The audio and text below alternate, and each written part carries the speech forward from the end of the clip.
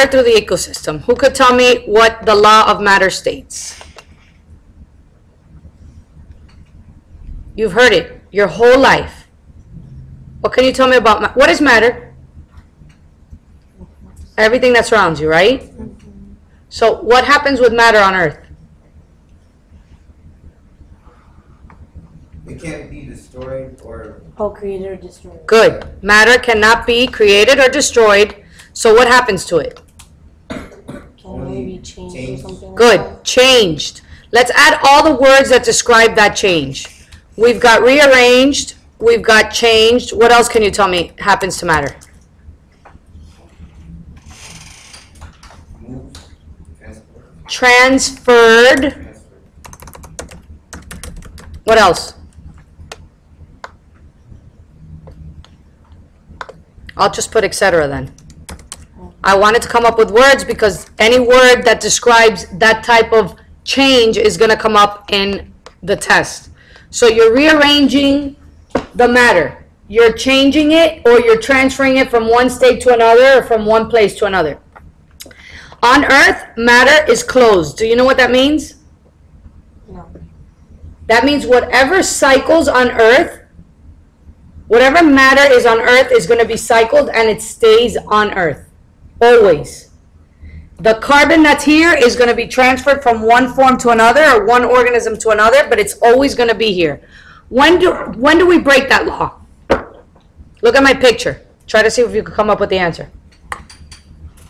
Matter through the ecosystem, we're going to talk about the matter that makes up 96% of your body and it's circulated through Earth. What is it? Give me that. Carbon, good. What's 70% of you? water, So what makes up water? H and O. What is found in DNA and in proteins? Do you remember that? No. Nitrogen. Good. What's missing here? Do you remember Chan? Yeah. Good job. She had me. Phosphorus and sulfur. And here they are. Carbon, water, nitrogen, phosphorus, and sulfur. So oxygen and hydrogen don't travel alone. They travel within these cycles. Like water is H2O. Carbon uses oxygen throughout its cycle. So they combine together. You don't have to know these ions important to study. So don't even worry about that.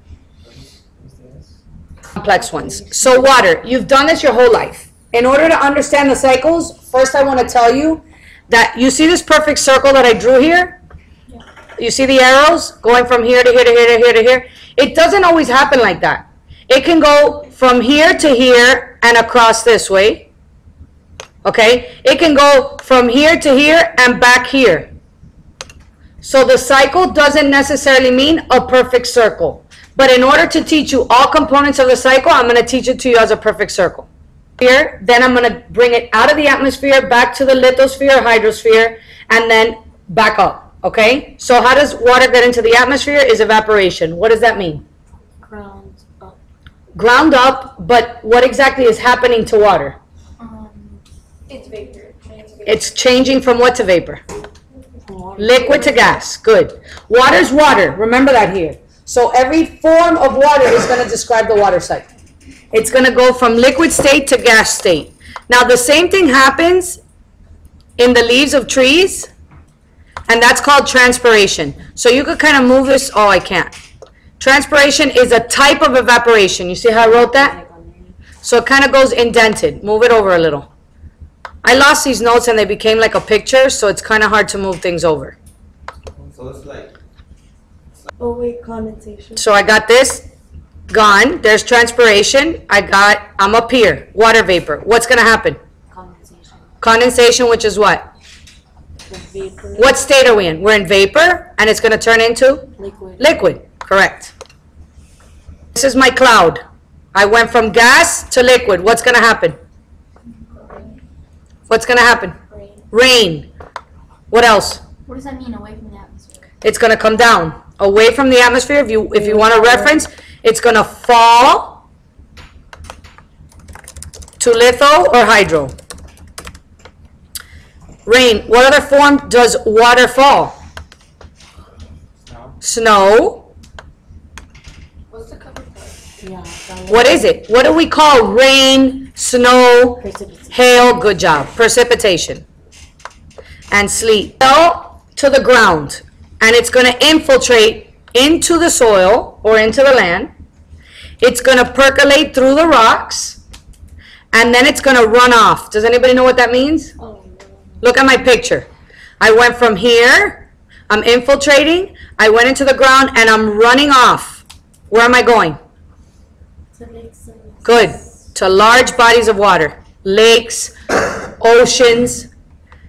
Now, look, everybody stop writing and look really quickly. I can go from here, remember I showed you, to here. If I do that, what did I just do?